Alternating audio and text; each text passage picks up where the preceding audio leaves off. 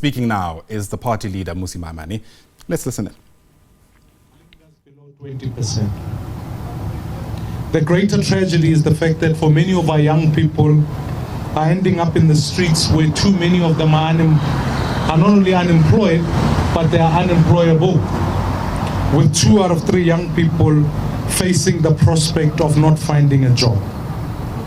We are confronted with a ballot paper this year where so many parties will come on and say to themselves that will either be on the ballot to represent what is racial, what is religious, linguistic, or ethnic grouping of parties. This cannot be something that we sit with and we accept as a pathway to go forward. There are many South Africans who say, what we don't want to vote for is vote for our status in terms of our biological features. We want to arrive at the ballot to express a view that says we want trustworthy leaders, we want a movement that has a credible vision, a plan, and trustworthy leaders. And therefore today is an important point because we had to confront this very fundamental issue that with all the burdens that the IEC places on political parties, with all the burdens that places on new political parties, how then do you achieve a way upon which you can ensure that you have representation and a confrontation for new ideas and ideals going forward? We confronted that choice. We thought hard about it because I think for many people, you can read it as merely a signature exercise, a deposit exercise, a compliance exercise, and it sounds all straightforward. But I want to challenge you and say, when you go out of your way to go collect a signature from somebody, you are asking somebody in a country where so many people have been scammed to give you their ID, to give you their telephone number in a place where the IEC has not even educated the public that many political parties will be coming to seek out those requirements from citizens.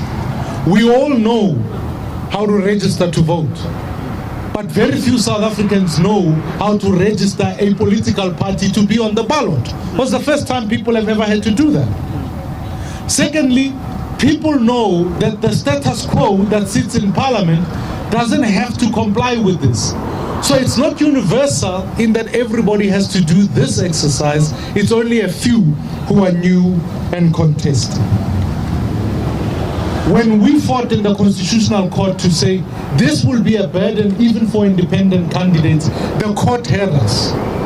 But when it came to new political parties, we said to them, let us write in the same judgment because we thought the argument applies to both. The the Constitutional Court said, therefore, we will only hear you after the elections. Which then forced us as an organization to go, and I want to say, hustle. We fought. We met communities. We asked them to put us on the ballot. We deployed resources everywhere. And I know many of you are expecting news that say otherwise, but I'm here to tell you, and this is absolutely important, that BOSA in 2024 will be on all national ballots, including the South African ballot. We are today submitting over 140,000 signatures to the IEC. We are here to say to the IEC that you can set up many rules, you can make it difficult, but we are going to prove you wrong at every step. Whether parties are being felt difficult and more obstacles for us to go through, we will fight you head to head, and we are going to challenge the parties that sit on status quo. The requirement was only 60,000 signatures. For us to be able to say here today, 140,000 tells you how many South Africans in many ways are saying, whether I risk having my ID before you, whether I risk giving you my signature, but many of them are coming through. And I can assure you, by the deadline tomorrow, that number would have equally increased, as I'm sending resources in all provinces to fight. Fellow South Africans, I'm also here to you that we are not negligent of this. We will fight for those parties, even those who can't meet the threshold, that they must be able to see what the IEC can do, because better competition is better. Better options are better for the people. And therefore, when I leave here, we are going into the IEC to make this submission. But I want to make sure that you must know the fight is not about BOSA. The fight is about every single other new ideal, new parties that can participate in this election. People are rejecting status quo there in Parliament. Why should they be stuck with just the parties that are there? They must fight for all parties. Secondly, I'm here to announce that, as many of you know, the deadline is tomorrow for candidates to be here. Many people have asked us, they said to us, hey, I'm hearing people phoning people, hey, don't you want to be a candidate on our list? It's a strange thing that BOSA was the only party that I called a media briefing last year to say to the people, here are our candidates who come from communities. We made it an open process for people to interrogate the lists. There were many articles, even from members of the press, interrogating each candidate to say, oh, Ayanda comes from this community, or this one comes from that community. Can we check if they've got criminal records? Can we check if they are on the state capture list or not? Can we check all of those things up front? I am grateful to announce today that BOSA will field over 120 candidates for elections on all lists in South Africa. In essence, what we are saying to the people of South Africa is that we are submitting 19 lists to the IEC today. There are 3 types of submissions that you've got to make. Is to say 1 times national to national lists, 9 times regional to national, and 9 times regional to regional. And I want to say this to the people of this country. All of those lists will be available not only on the IEC's website, but I want to make sure they're available on the BOSA website, so that if you want to know who's who, you can interrogate and see if any of them have been charged under state capture. We don't have to have an NEC or Judge Sondo to confirm. I'm here to make it categorically clear. I myself will make sure they are not on the BOSA lists. Because we are not putting corrupt leaders here. We are putting leaders that are ethical, that have each had to collect 1,000 signatures from their communities before they are even allowed to stand on the BOSA system. Because ultimately, and I myself, as leader of BOSA, have allowed an independent panel chaired by a former MP, a number of policy advisors, to be able to interview these candidates, so that you don't say Maimane chose people he knows. It was that the process wanted to ensure that the best can represent the people of South Africa. And so leaders who will be on the BOSA list have had to challenge for election. And I'm comfortable enough to say, when we go across the country, we will show the people of South Africa the caliber of election people that are there. Along with that, obviously, as through the process is being finalized, in the next due course, BOSA will be announcing premier candidates in all the provinces that will be contesting, to make sure that those premier candidates are people that can bring change to the country. Running a political party is never easy.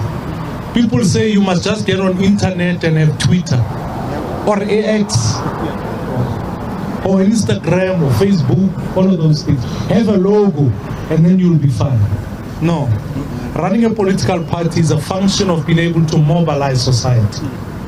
And therefore, I'm glad to also equally say that between now and the election, BOSA will be deploying over 1,000 full-time Bossa champions who will be going community to community to make sure that we can mobilize society so that when the elections come, and I'm telling you now that we are pursuing over 1 million votes, don't say, hey, how did you come across that? You must know that if we are able to get these signatures just in the start now, wait until we arrive on election day. We will show you South Africans who are committed to vote for Bossa, who will be mobilized by Bossa champions who are going door to door, house to house, to make sure that South Africans know Bossa is there and ultimately they can come and vote for Bossa.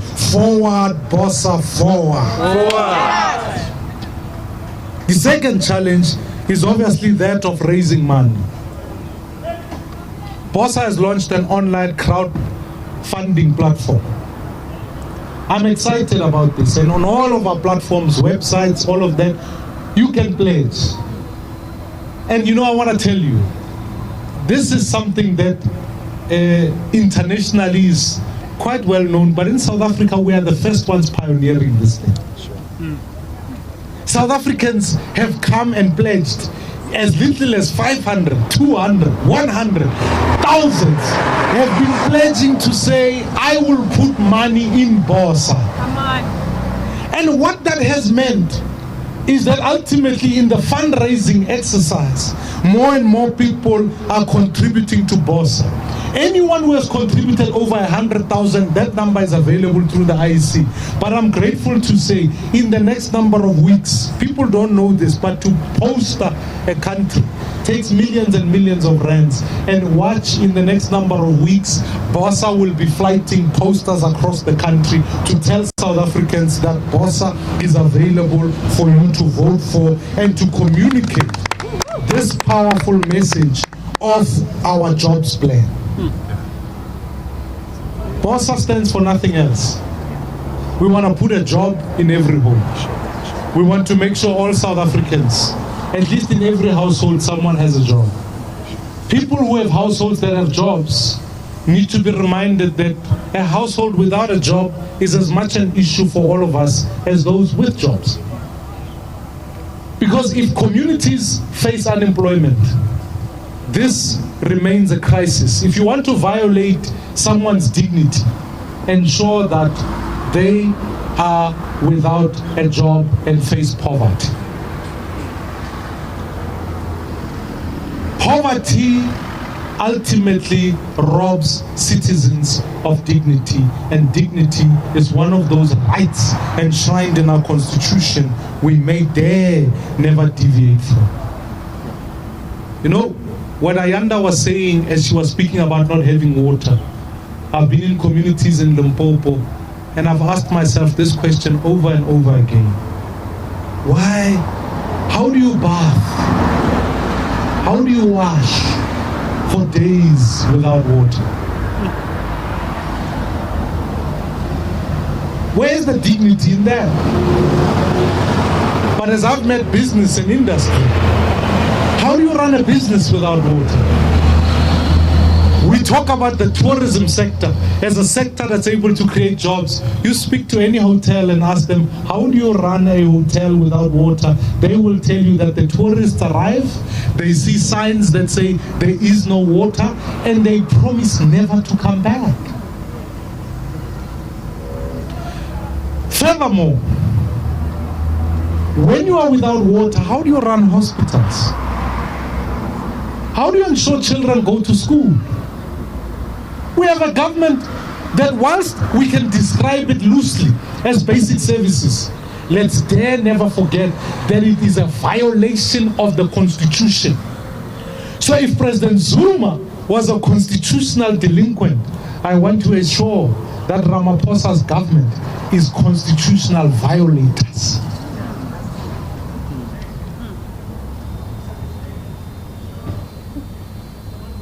Therefore, when we talk about our jobs plan, it has to rely on the delivery of those services. It has to ensure we are skilling of young people, and ultimately our communities are safe. Because when our communities are safe, business can thrive and we can put a job in every home. I have guaranteed, and I know I have opposition parties that are opposition to Bosa only. No. They're running their campaign as opposition to Bosa. I'm like, why?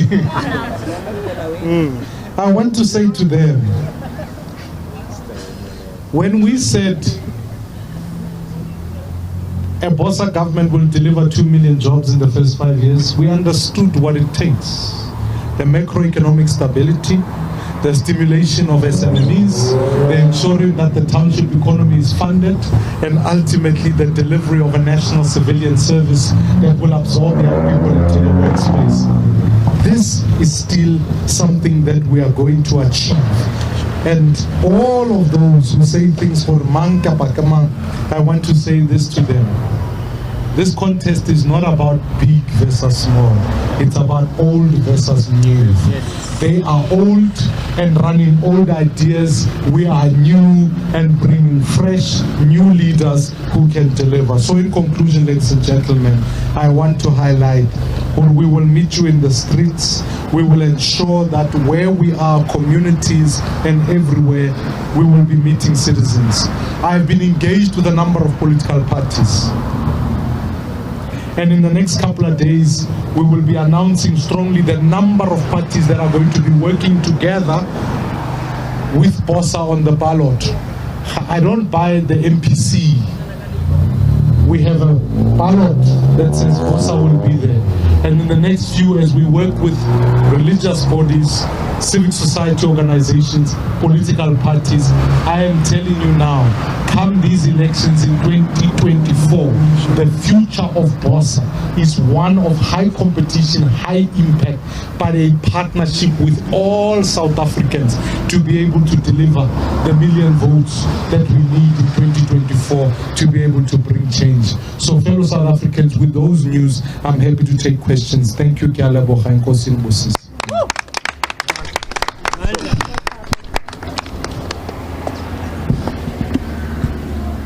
Thank you so much, and I think we also just want to say thank you, Siyabonga, for your confidence in Bosa. Bosa yabusa, we are within. Can we have any questions? I see there's a hand from the gentleman this side. You can just introduce yourself, sir, and then fire away. We'll take a few rounds of questions, and then Natasha, I also see has a hand. Yes, sir. I think my one crucial question is, when Bosa approached the Constitutional Court, and there was a judgment, I think on Monday, 27th of February, how many signatures did you have at that point? Did you manage to collect the 140 after that judgment that was delivered, or was it collected before that and leading towards today? But mainly also is, Bosa was formed in 2022. There are parties such as Rise Mzansi that were formed last year, but they seem to have managed to collect the signatures quite big and without any complaints about the hurdles that have been put in place by the IEC. So is that not a self-created problem by Bosa? Because we had a lot more time than other parties such as Rise Mzansi to collect the necessary signatures. So just that question. Right. Should I answer that one and then? I think let me. But maybe this one might have implications for everyone else. But let me take those. All right, live visuals there coming to you from Centurion. That's where Bosa, however you want to pronounce it, Build One South Africa has now just concluded their media briefing, taking questions. And I suppose what is important for you is that despite the speculation, widespread, especially if you looked at social media, Bosa says they have managed to meet the requirements needed to in fact contest the May elections come the 29th of that month. 140 signatures is how many they feel like they've been able to garner. They only needed about 48,000 or so in order to officially be part of the contestation.